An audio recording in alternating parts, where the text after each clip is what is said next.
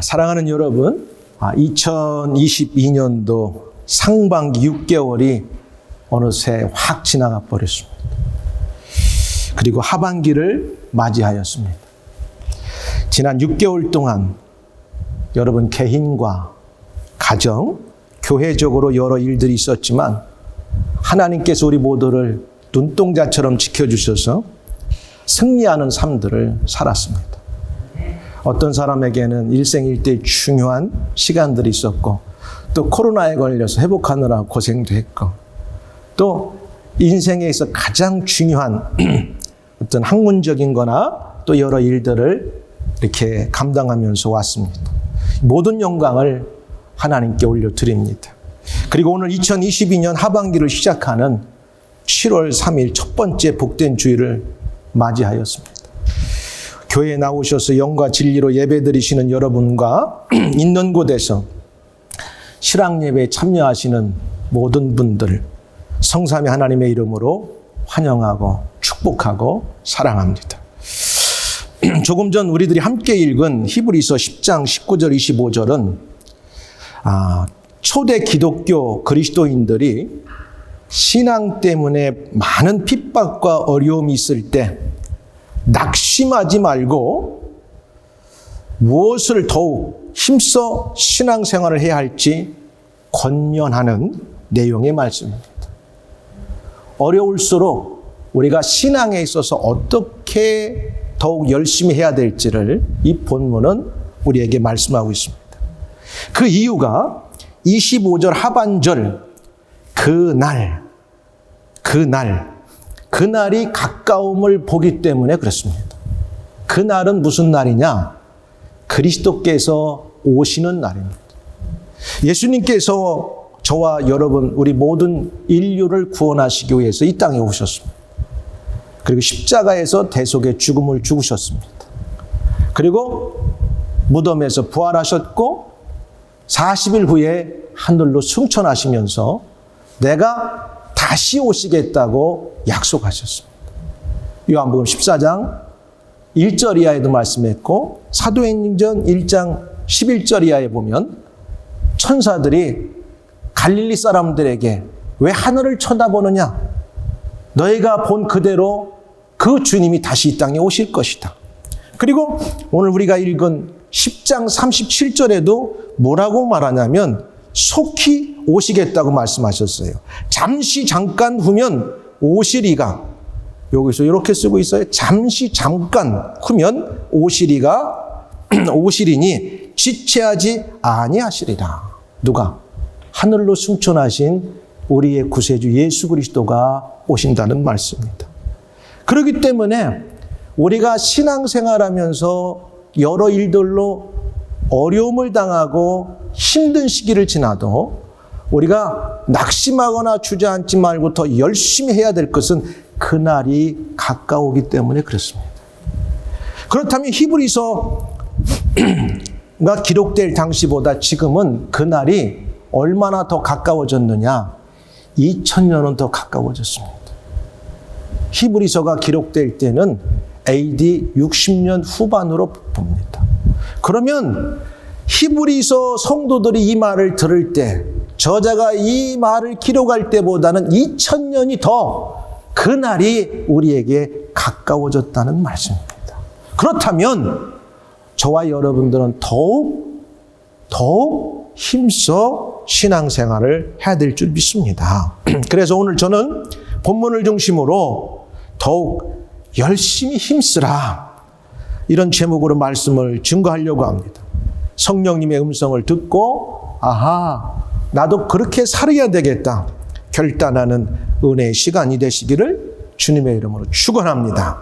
그러면 그날의 가까움을 볼수록 우리 모두가 더욱 열심히 힘써야 할 일은 무엇이냐? 첫 번째 보니까 믿는 도리에 소망을 움직이지 말고 굳게 잡아라, 이렇게 말해요. 믿는 도리에 소망을 움직이지 말고 굳게 잡아라. 이 말이 쉬운 것 같습니다.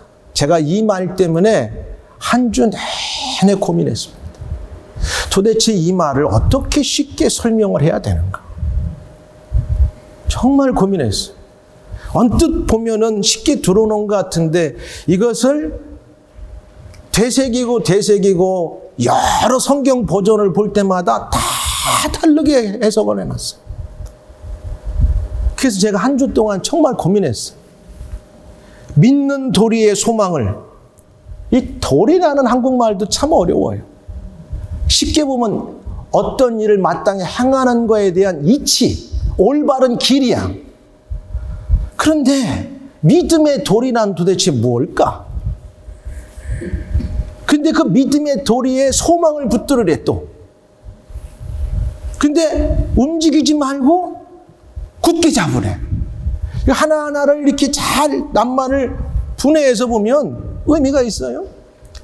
소망을 붙들었는데 거기에서 움직이지 말고 또 굳게 잡으라. 이유가 있습니다. 그냥 이 말을 하는 게 아니에요. 결론적으로 이 말을 이렇게 우리가 한마디로 이해하면 되겠어요. 예수 그리스도를 믿음으로 말미암는 구원의 소망에서 떠나지 말아라. 예수 그리스도를 믿는 그것이 우리 모든 기독교인들이 마땅히 믿고 행해야 할 도리, 듀티, 이치인데 거기에서 떠나지 말아라. 이유가 있어요. 당시 예수 그리스도를 믿음으로 초대교회 이 히브리 기독교인들은 어마어마한 핍박과 고난을 받았습니다. 60년대 말경에 기록된 이 히브리서는 특별히 우리 오늘 본문 속에서도 너희들이 비록 유대인들로부터 유대교에서 나와서 예수를 믿는다는 것 때문에 같은 유대인들로부터 핍박과 또 냉대와 사회에서 쫓겨남을 당하고 또 그 유대인들의 음모로 인해서 로마 사람들로부터도 핍박을 당하는 너희들 비록 현실이 너무너무 어렵고 힘들지만 그러나 너희들이 지금까지 믿었던 그 도가 있다는 거야. 그 도가 예수 그리스도를 믿음으로 구원받는다고 하는 이 진리가 이게 마땅한 것이고 올바른 것인데 절대 배교하지 말고 나왔던 유대교로 돌아가지 말라. 이것을 강조하기 위해서 오늘 히브리서 기자는 이 단어를 쓰고 있는 거예요. 우리가 믿는 도리의 소망을 지금 너희가 핍박도 받고 유대 사회에서 쫓김을 받고 그들의 음모와 그들의 권모술수로 인해 가지고 로마 제국으로부터 너희들이 내외적으로 엄청난 시련을 겪고 있지만 너희들 잘하고 있는 거야. 너희들이 붙들은 그 믿음은 진짜 믿음이야. 그러니까 현실 앞에 핍박당하고 어려웠다고 하는 것 때문에 다시 유대교로 돌아가지 말고 예수님이 곧 오시겠다고 하는 그 약속을 믿고 너희들이 핍박 가운데도 견뎠는데 더디 오는 것 같아가지고 이 믿음 던지고 배교해야 되겠다. 배교하지 말고 너희가 갖고 있는 그 믿음이 진짜 너희들이 꼭 붙들어야 될 소망이고 희망이기 때문에 절대 그 소망 붙들고 있는 데서 움직이지 말고 어떻게 굳게 잡아라 이 말씀이에요. 우리에게는 여러분에게는 감이 오고 있습니까? 이게 무슨 말씀이야. 우리가 오늘 초대교회 히브리 기독교인들이 받는 핍박을 받는 것도 아니고 그들처럼 우리가 누구에게 어려움을 당하는 것도 아닌데 우리가 굳게 이렇게 이 믿음의 소망을 붙들고 움직임 없이 굳게 지켜야 되는가? 맞습니다. 왜 그런 줄 알아요? 우리에게는 외형적인 핍박과 어려움은 없지만 보이지 않는 영적으로 우리의 신앙을 도전하고 약화시키고 하나님으로부터 멀어지게 만드는 사단의 공략은 끊임없이 우리에게 찾아오기 때문에 우리는 처절할 만큼 영적으로 더 믿는 도리의 소망을 붙들고 영적으로 세상을 바라보고 마귀의 공격을 바라볼 수 있고 흔들리지 말아야 된다는 사실입니다. 그렇기 때문에 이 말씀은 우리에게 필요한 말씀. 그리고 초대 교회 이 성도들이 받았을 때보다 2000년이 주님 오실 날이 더 가깝기 때문에 우리에겐 정말 더 긴박감이 있다는 말씀이에요.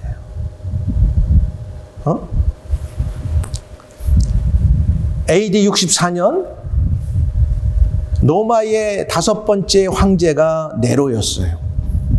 네로가 AD 54년에 황제가 되고 68년에 권자에서 내려오는데 AD 64년에 로마에 대화재가 났어요. 7월 18일 날 대화재가 나서 목조 건물이었던 런던에도 1600년도에 런던 화재가 있었지요. 그래서 우리가 노래도 있잖아. 런던 브리지 폴링 다운 한다. 그때 시티 오브 런던이 3분의 2가량 60%가 다 타버렸어요. 로마 시대의 로마 대화재도 3분의 2가 6일 만에 목재 건물이었던 로마의 건물들이 다 타버려서 전소가 돼버렸어요. 그때에 이게 미친 황제인 네로가 잘못했다고 백성들이 들고 일어나니까 왕으로서 자기의 정치적인 국면을 다른 데로 모색하기 위해서 히브리에서 기독교로 전향한 이 초대 기독교인들을 더 극심하게 로마 제국도 핍박을 하고 유대인들은 유대인대로 그들을 멸시하고 핍박하니까 기독교인들은 정말 외로웠어요. 근데 그들이 기다리던 주님이 오실 날이 점점 가까웠다고 하는데 기다려도 안 오는 거야. 그러니까 배교도 하고 유대교로 다시 돌아도 가고 그러는 와중에 히브리서 기자가 아니야 너희들이 붙들고 있던 그 복음 예수 그리스도를 믿음으로 구원받는다고 하는 그 복음이 유대교보다도 우월하고 너희가 믿는 그 복음이 율법보다도 우월하고 예수가 완전하고 예수는 영원한 제사장으로서 우월하다고 하는 것을 히브리서 기자는 계속 이 성경에서 논증하고 있어요. 변증을 하고 있는 겁니다. 이게 복음이에요. 그러니 기독교인들이 얼마나 외로웠겠어요. 얼마나 힘들었겠어요. 그러니까 누군가는 그들에게 소망을 줘야 돼. 너희 믿는 도리에 너희들 믿고 있고 붙들고 있는 그 믿음 정말 올바르니까 꼭 소망 중에 흔들리지 말고 움직이지 말고 꼭 굳게 잡으라. 사랑하는 여러분, 오늘 저와 여러분들도 누가 뭐라고 하진 않지만 우리가 살고 있는 세상에 녹록지 않습니다. 누가 성경을 안 읽어도 읽으라는 사람도 없어요. 누가 기도하지 않아도 기도하라고 하는 사람도 별로 없어요. 그냥 내가 하고 싶으면 내가 결정하는 세상이 되었어요. 그렇지만 기억해야 돼요. 그날이 점점 가까우고 있다는 사실입니다. 누가 뭐라고 해도 우리가 믿고 있는 신앙을 꼭 소망 가운데 붙들고 세상과 살면서도 움직이지 말고 굳게 잡아야 된다고 하는 사실이. 왜? 주님의 재림이 점점 가까우기 때문에 그렇습니다. 오늘 저와 여러분들은 주님의 재림이 점점 가까우고 있는 이때에 우리는 다 소명자로 부름받았어요. 소명이라고 하는 콜링이라는 뜻이에요. 근데 한자로 보니까 부를 소자를 썼더라고. 근데 사명은 뭐냐? 불일사를 써가지고 일꾼으로서 어떤 일을 맡기는 거예요. 그러니까 우리가 하나님께서 은혜로 예수 그리스도 안에서 우리를 다 하나님의 백성으로 불러서 일꾼 삼으시려고 불렀어요. 그래서 때로는 저같이 목사로, 어떤 사람에게는 장로로, 어떤 사람에게는 집사로 하나님의 몸된 교회를 섬기도록 어떤 듀티, 미션을 줬는데 이게 뭐냐? 사명자예요. 저와 여러분들은 다 사명자입니다. 이 일에 부름받았어요. 언제까지? 주님이 오실 그날이 가까울수록 우리는 더욱더 우리가 믿고 있는 이 믿음에서 움직이지 맙시다. 세상이 뭐라고 해도 이게 우리가 믿는 진리에 돌아가는 사실이에요. 그리고 두 번째는 주님이 오실 그날이 점점 가까울수록 우리가 어떻게 해야 되냐? 서로 돌아보야 돼. 서로 돌아보야 돼. 영어가 이렇게 쓰고 있어요. One another to love and good deeds. 이렇게 쓰고 있어요. 서로 돌아봐라. 어떻게? 왜 돌아보야 되냐? 격려해야 돼요. 초대교회 성도들은 너나 할 것 없이 다 외롭고 힘들었는데 그럴 때마다 서로 돌아보는 거예요. 우리가 믿고 있는 믿음 흔들리지 말고 지킵시다.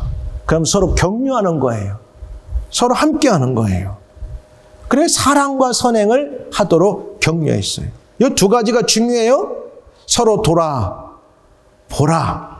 격려해서 마음을 써서 함께하는 거예요. 사랑과 선행, 하나님의 선한 일, 하나님의 좋은 일을 격려하도록 하는 거예요. 신앙도 마찬가지예요.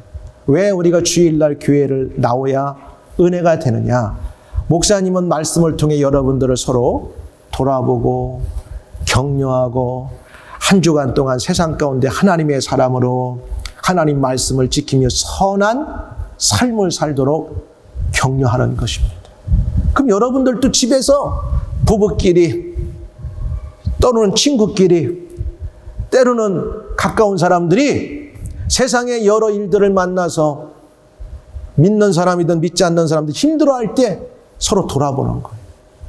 그리고 그 일을 잘 할 수 있도록 여러분 악한 일이 아니에요. 여기 선한 일이에요. 선한 일. 선한 일을 잘 할 수 있도록 격려하는 거예요. 이게 신앙이에요. 서로 돌아봐 사랑과 선한 일을 위해 힘쓰라고 격려해야 됩니다. 오늘날 보면 사람들마다 칭찬에 인색할 때가 많아요. 근데 이런 말이 있죠. 켄 블랜차드가 쓴 책이 있어요. 칭찬은 고래도 춤추게 한다. 고래도 조련사가 과자 하나 던져주고 잘한다고 하면은 박수치면은 막 꼬리 흔들어요. 동물인 고래도 칭찬하면 그 칭찬의 힘에 움직여가지고 장단을 맞춥니다. 칭찬이 가져다주는 강력한 파워, 칭찬이 가져다주는 긍정적인 변화와 인간관계, 그리고 동기부여 및 다른 누구와의 인생을 바꿔놓을 수 있다는 것이 이 책의 요지. 그렇기 때문에 서로 격려하는 거. 누군가 혼자 어떤 일을 해결하기 위해서 집중하다가 낙심 가운데 빠져 있어요. 신앙생활을 잘하려고 했는데 뭔가 자기가 기대했던 것만큼은 초대교회 성도들이 주님 오실 날이 가까우면 좋은데 가까운다고 한 그날이 왜 안 오지? 그러다 보면 내가 이게 너무 고통스럽고 내 가족이 고통스럽고 힘든데 이 신앙 지키려면 그냥 유대교로 돌아가면은 아무 문제 없을 텐데 내가 안 믿는다고 하면 될 텐데 얼마나 마음이 갈등이 생겼겠어요. 바쁘고 힘든 세상에 우리가 믿음 지키며 살려고 하면 다른 사람보다 더 올려가려고 하면은 시간을 아껴야 되고 더 열심히 해야 되고 내가 더 앞서가기 위해서는 내가 주일날도 해야 되는데 그럴 수 있을 때 망설이고 있을 때 신앙보다 자기가 생각하는 것을 앞서가고 있을 때 우리는 신앙으로 선한 하나님의 일들을 할 수 있도록 격려하고 돌아보고 칭찬해야 돼요. 그래서 먼저 믿는 사람이 중요해요. 묵인하지 말고 자꾸 격려해야 돼요. 오늘날 이 말을 많이 써요. 멘토, 멘티라는 말을 많이 써요. 카운셀러, 카운셀링 이 말은 좀 많이 안 쓰는 것 같아요. 멘토, 멘티. 여러분 우리 모두는 영적으로 멘토가 돼야 되고 멘티가 돼줘야 돼요.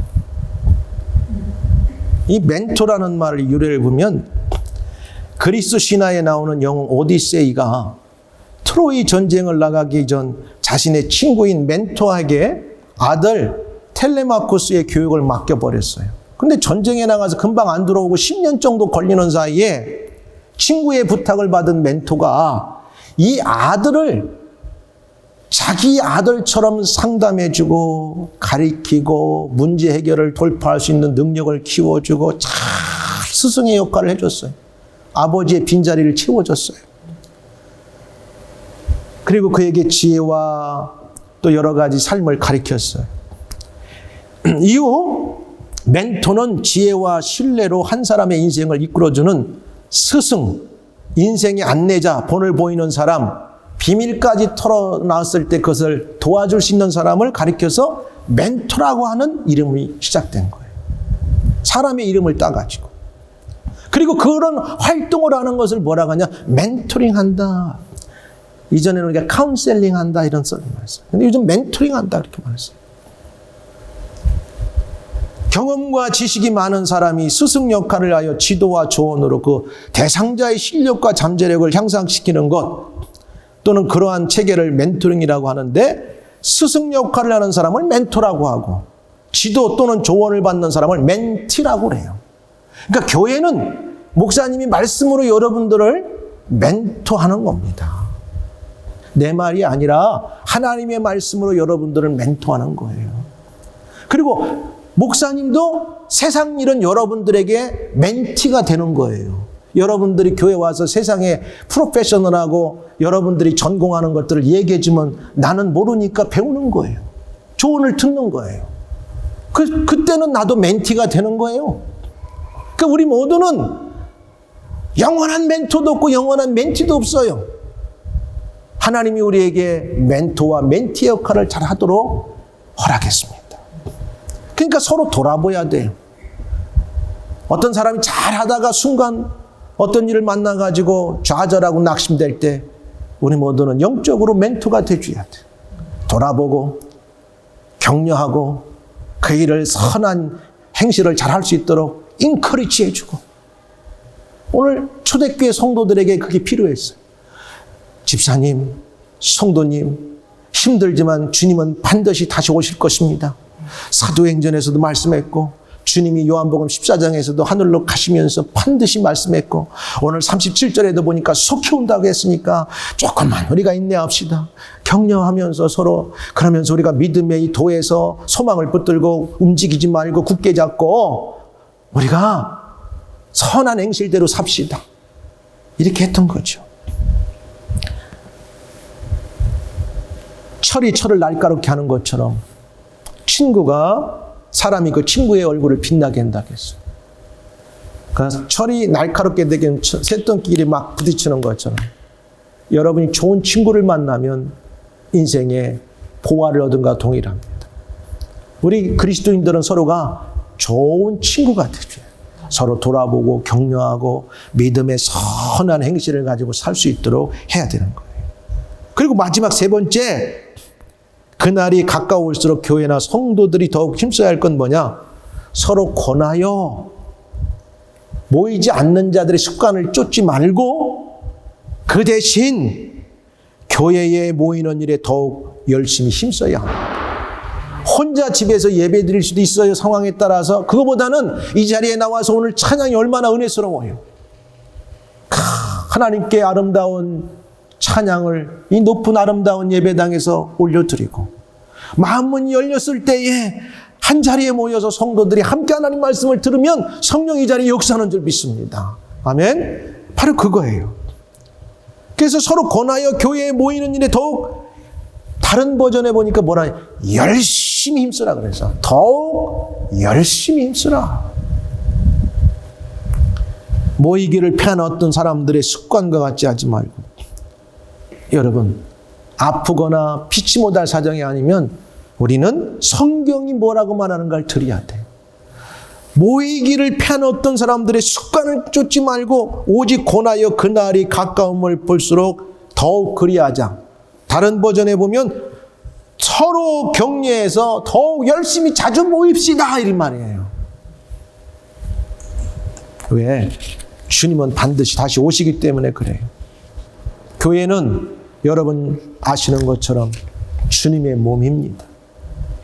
그리고 개개인이 성전된 저와 여러분들이 이곳에 모여서 거룩한 어셈블리인 공동체를 이루는 곳입니다.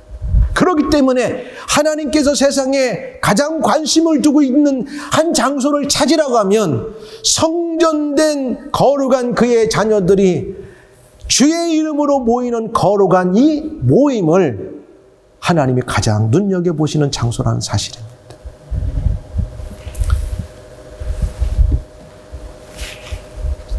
그렇기 때문에 열심히 모여야 돼. 두 가지 예만 들고 오늘 말씀을 마치려고 합니다. 모인다는 것은, 연합한다는 것은 얼마나 중요하냐면, 우리는 주님의 몸에 다 유기적인 한 부분을 맡고 있지만 연합이 얼마나 중요하냐면, 시편 133편에 보니까 이래요. 우리는 다 형제요 자매라고 우리는 부릅니다. 보라, 형제가 연합하여 동거함이 어찌 그리 선하고 아름다운 것. 형제가 한 자리에 모인다는 것이 어찌라는 말을 썼어요. 어찌 그리 선하고 아름다운 것. 근데 두 가지를 말해요. 비유를 들으면서. 보배로운 기름이 제사장의 임직식 때 머리에 뿌려져 가지고 머리로부터 얼굴을 타고 내려와 수염에 그 옷가로 흘러내릴 때 그 아름다운 기름의 향기가 온 사방으로 진동하는 그 아름다움을 표현해요. 여러분, 제가 집에서도 뿌리지만 공항 가면 꼭 비행기 타기 전에 한번 들리는 데가 있어요. 한 번씩 뿌리고 지나가요. 네? 이왕이면 비행기 탔는데 좋은 냄새 나야 되니까. 그렇잖아요. 사랑하는 여러분, 우리가 한 자리에 모이는 것은 아름다운 향수를 뿌리는 그 냄새만큼 하나님이 귀하게 보신다는 거예요. 이 자리는 정말 귀한 장소예요. 그리고 또 하나는 이스라엘 땅은, 팔레스틴 땅은 굉장히 땅이 건조하고 비가 적습니다. 근데 저 북쪽에 헐몬산이 해발 3,000m 이상 높은 그 땅, 높이는 정확하게 제 기억 못하는데 상당히 높은 땅에 거기에 아침마다 높으니까 이슬이 맺혀요. 그리고 이슬이 맺히고 그 이슬들이 모아져서 산에 내려와서 조그마한 또랑을 이루고 냇가를 이루어가지고 그것이 어디에 묻히냐면은 갈릴리 호수로 물이 내려와요. 그럼 갈릴리 호수에 물이 차면은 요단강을 타고 이스라엘 저 사해바다까지 내려가요. 그럼 그걸 가지고 이스라엘 백성들이 물을 먹고 다 사용해서 농사를 짓게 되는 거예요.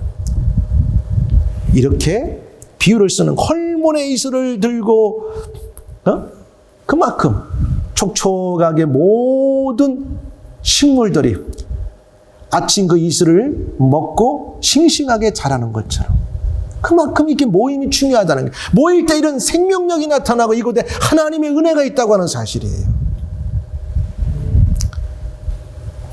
그리고 우리가 이런 말 쓰죠. 시너지라는 말을 써요. 혼자 있는 것보다 이렇게 모여서 찬양하고 예배드리면 그룹 시너지가 생기는 거예요. 동반 상승 효과가 나타나는 거예요. 그래서 성경은 뭐냐? 어렵고 힘들고 고난과 핍박이 올 때 그냥 알아서 해라가 아니라 더욱 힘써 열심히 모여라. 그리고 함께 말씀을 나누고 듣고 떡을 떼고 교제하고 예배를 드려라는 말씀이에요. 그리고 전도서 4장 7절 12절에 보니까 이기적인 삶과 공동체의 삶이 나오는데 9절부터 12절까지 보니까 공동체가 주는 유익이 있어요. 모일 때. 그러면서 거기에 뭐가 있냐면 한 사람이면 패하겠거니와 두 사람이면 맞설 수 있나니 세 겹줄은 쉽게 끊어지지 않나. 이 표현이 나와. 이게 무슨 말이냐. 팔레스틴 지역에 지금은 그렇지 않지만 2000년 전에는 강도가 많았어요. 그래서 누가복음 10장에도 보니까 30절에 보니까 강도를 만나가지고 굿 사마리탄이 나오잖아요. 그와 같이 혼자 길 모르는 지역을 여행하다 보면은 위험을 닥칠 수 있을 때 혼자보다 2명 가면은 더 낫고 2명보다 3명이 가면 위험을 겪을 때 그 위험을 물리치고 위험에서 살아나올 수 있다고 하는 표현이에요.